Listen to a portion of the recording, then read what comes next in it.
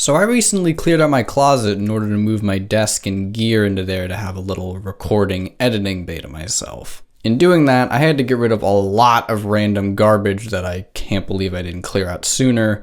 And one of the many things I had to tearfully part ways with was a large chunk of my collection of assorted dinosaur toys and action figures. When all was said and done, I still had a decent chunk left over that I decided to keep, and I figured, what the hell, I could get a video out of this. So, allow me to go full toy reviewer as I divulge the details of my slowly shrinking prehistory collection that I've had since I was like 2 years old. Disclaimer, I'm not going through every last dinosaur figure I own because that would be really boring, and I can't even promise that this video won't also be boring, but at least it'll be shorter. Alright, let's talk about some dinosaur toys. Alright, so we're gonna start kinda big. Let's get the hard one out of the way, or one of the hardest ones out of the way, just because it's gonna be a lot harder to film one of these because it's so huge, well, comparatively anyway. These two sauropods that I think you've seen on my desk in some other videos, they might have been in frame, I actually don't remember, I'd have to go back and watch them again. But whatever, they've been on my desk before, so you might have caught a glimpse of them before. This Brachiosaurus is, I believe, from, yeah, it's from Safari. Hang on, if you can focus in on that. Copyright 1988, Safari. So, yeah, this is a pretty old toy. Definitely haven't had it for that long. I actually think this particular one was a hand-me-down. I'm pretty sure my brother owned it before I did, because Brachiosaurus used to be like one of his favorite dinosaurs. You know, it's a pretty cool one. It's not a bad one to have as your favorite, I suppose. I was always a little bit more partial to the meat eaters as a kid, but I can understand now a lot more, you know, liking a sauropod is one of your favorites. I mean, they were like the biggest land animals ever. What's not to love? Anyway, this guy's pretty cool. He's actually he's pretty sizable, and yeah, so this is the Safari, like, Tyrannosaurus, and I mean, you know, it's not like perfect, but I think he scales pretty well with it. And also, compared to this guy, he stacks up well enough, I would say. So, not too bad in the size department, honestly. I just bumped the tripod. Not too bad in the size department, but I'm gonna talk about these guys later. Get out of here. Go. Shoot. Shoot. Okay, so I don't know if you can see this, but if I can get it to kind of focus in on that, you can see some like indication of the nostrils, because this toy was manufactured at a time where that theory was still kind of popular, that the sauropods had the nostrils sort of like further up their snoot.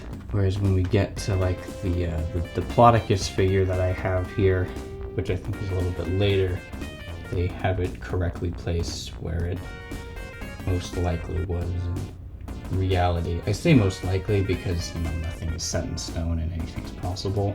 This one is also a pretty decent little toy.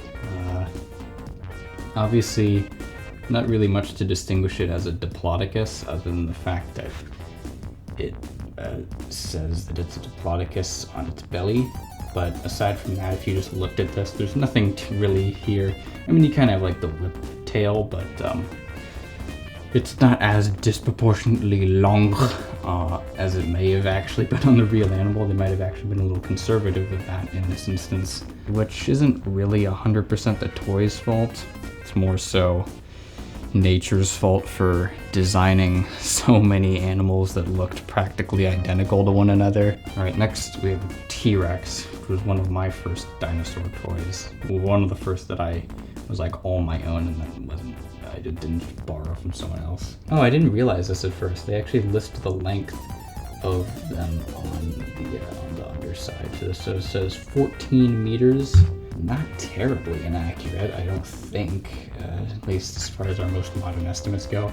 I mean, 14 meters is, you know, a little bit bigger than the biggest T-Rex, but it's not like unfathomable that they could have gotten to that size. Biggest T-Rex ever found doesn't necessarily equate to biggest T-Rex that ever existed. The way that this thing's head is designed is kind of odd. I mean, it's sculpted with its mouth open, but it looks like if it were to try to close its mouth, it wouldn't be able to. All right, next we got two other T-Rexes who usually spend their lives chilling out on top of my TV, but I've momentarily taken them off of their perch for exhibition in this video. We're gonna start with the brown one because it's official. This is the official brown Papo or Papo, whatever, T-Rex, which I don't think is the original release. I think the first one ever made of these was actually in green, which is reminiscent of one that I do have, but that one was discontinued even by the time that I got this, and I'm sure this one has been long discontinued by now. And then I also have one that is based on that, but is like not the same. This one I actually got at a museum. I can't remember where. It might have been the Natural History Museum in New York. One of the times that I went there, I may have gotten this. Was at like a gift shop. Closest I could ever get to the green T-Rex, but it's obviously not quite the same. It's not the same shade of green. Nor is it the same sculpt. It's very obviously not authentic. It's got a little bit more of that bootleggy vibe to it, with this slightly upturned skull giving him kind of an overbite. He's not able to fully close his mouth, and even the eye paint is a little less detailed. All right, next up we got some miscellaneous raptors. I think all of these are labeled as velociraptors, and they all share the same color scheme. But I don't know if they're all made by the same company because they don't all have the same mold exactly. Anyway, I kind of like these three. I like how they complement each other. I always interpreted them when I had them as like a kid. I always interpreted them as sort of being like a family of raptors. Like maybe this is like maybe this is the parent, and then this is like, these are the siblings. It's the older sibling and the younger sibling. Or maybe it's like they're all siblings and this is the oldest one and this is the middle child and this is the youngest one and then this is the bastard son that nobody likes. Get the fuck out of here. I don't know, it's like I could mix and match, make 1,000 different combinations. Maybe these two are actually a couple and this is their secret love child, but then the one that I just threw away is the real son that they don't love as much as this one. There's a lot that you can do with these. But if you want the real secret love child raptor, haha, ta-da! Look at that. This is another. Yeah, it's labeled as a velociraptor. I have no idea where a lot of these come from. I don't even know where any of those came from. They're definitely not safari. They don't look like safari toys, neither does this one. But it looks pretty goofy, that's for sure. Oh my god, look at those eyes. Swiggity swooty. This one is probably the more infamous because I would bet a decent chunk of money that you've probably seen this guy before. It's a very well-known design. It's used everywhere in tons of like cheap dinosaur shit.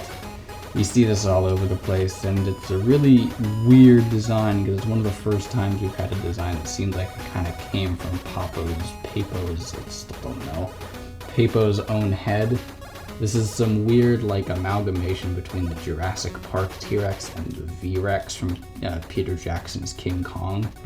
So they like had to make that. They had to like try to combine the different design elements of that. And I mean, it looks pretty cool, far from accurate, but it looks kind of neat to see those two designs combined like this. All right, next we have this guy, which I'm only showing nothing super interesting about the toy itself, but there is something interesting about the name. I see absolutely nothing wrong with that. And neither should you. Alright, in a similar vein to our big happy raptor family from earlier, we also have a big happy Spinosaurus family. Well, Spinosaurus family, because if you look at these guys, they're definitely not in line with our modern perception of Spinosaurus. They kept the crocodile head. This is definitely not a pre-crocodile head Spinosaurus, but everything else about it is pretty off. Take away the crocodile snout, this is very like that old initial sketch of Spinosaurus, like the skeleton. It's like that, except if they just replaced it with a crocodile, more accurate kind of crocodilian-like head and then covered it in skin. It's not great, but you know what? It got the job done. That's what I keep saying, that it got the job done. Because when you're a kid, it's like, who actually gives a shit? Alright, so we had a Spinosaurus toy that, even for the time, was kind of behind the times. But now we have one that I actually think is a little bit older. Wait, let me check the year on the other ones. Okay, the other ones are from like the late 2000s. This one is not. This one is from 2001, same year that Jurassic Park 3 came out, oddly enough. And it not only has, it has the crest, it has kind of a more accurately shaped sail, and believe it or not, it's on all fours with comparatively short hind legs.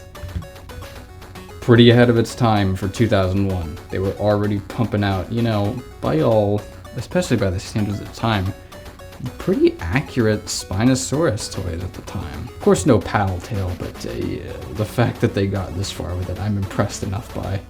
Paddle tail would have been too much. I would have like doubted this toy's authenticity and whether or not the 2001 date was like a misprint or something if they actually included the paddle tail. Alright, so I commended the last Spinosaurus toy for its being ahead of its time and its, you know, relative scientific accuracy compared to what we were getting, especially with animals like Spinosaurus, which we didn't really know as much about at the time. But now, we're gonna get something that is woefully behind the times. I don't even care what year this came out. Whatever year it did come out, it is behind the times. In addition to just being plain hideous, totally divorced from anything having to do with scientific accuracy. Good God. So this is a Dimetrodon, obviously. I don't know where this came from. I don't even know how half of these came into my possession, but it's just disturbing looking at it. I mean, just look at this guy. He looks like he actually wants to die. He looks like he wishes for nothing more than death. One day, one of us has got to do him a favor and grant it to him. I mean, God, just put this poor thing out of its misery, will you? Alright, and speaking of things that want to be put out of their misery, we're gonna really end this video on a high note. But before I can do that, I'd like to have a little bonus entry, a little calm before the storm. Another Papo figurine, Papo, I still don't know. And it's this Carnotaurus that is really cool. He's in this really neat looking kind of dynamic pose. This might be actually my favorite Papo figure I own. Got the horns right, and you can open his mouth like a lot of the Papo figurines. It's just overall not bad. It's a cool little toy. But now, like I said, that was the calm before the storm.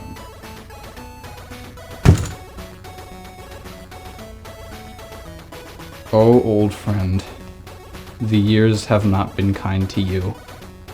Alright, so you've probably seen this guy before. This is the Carnotaurus figure that they sell at the Disney Animal Kingdom in the gift shop at like the dinosaur ride. And I don't think I put this guy through that much abuse or anything.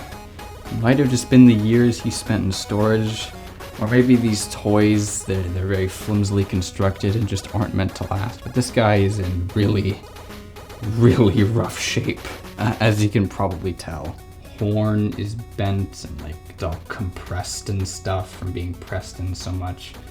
Very deformed, especially when you compare it to the other horn. Arms are slowly falling off. Everything about it. It's like it's gotten really stiff over time, and so you like can't move it at all without some new piece, just some new seam just busting open. You have like this metal, like the inner metal skeleton is busting through the top of the neck. It's like this guy broke his neck at some point. The scoots, the osteoderms are like all busted up and they got tons of little punctures in them. You have this hole at the tip of the tail, and it's super stiff here. It's like super hard. And then the pièce de résistance is the foot, which is literally hanging by a thread. It's this teeny tiny bit of like this, you know, really cheap whatever this material is. I really do think if I gave this a good shake, that would be the end of this foot. You know what? It's on camera. This is if There's one place where I could feel justified in doing that, it would be here. Let's see. Oh, no. I guess not. Actually survived the shake test.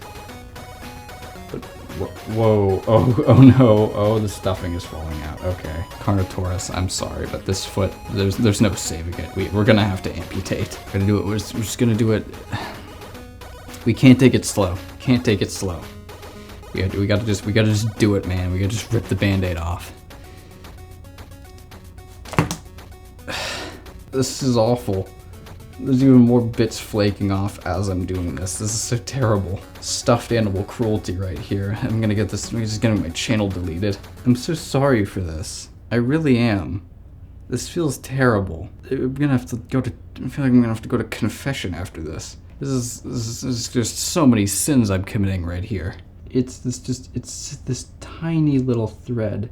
It really is this tiny little bit of nothing right here. Maybe if I just kind of grab the base of the leg and try to shake it off from there, that'll be more advantageous. Oh, I did it. And now, what the hell did I do that for? That was so pointless. Yeah, but now you can get a really good look at like how stiff it all is. This material did not feel like this when I first got this, by the way. It really just seemed like it kind of solidified over time. Well, that was a terrible idea. Alright, now I have no idea what I'm gonna do with this disembodied foot. Or this one-footed Carnotaurus. Probably gonna have to throw both away at some point. If I do that, you know, I'll try to find a way to make it entertaining and maybe film it. That's just the life I lead now. Some of these figures I don't have a video of since I got rid of them prior to recording, but I want to take a moment to spotlight these really crappy dinosaur figures that came in a box set that I got at a museum, I believe. I really don't think I have to say anything. These guys speak for themselves. Anyway, this was a dumb video that I made to get something out there. I've been kind of on a roll these past few weeks and I just needed something to keep it up. Actual videos will be returning in a bit. Thank you for watching, have a great day, and until next time, see ya.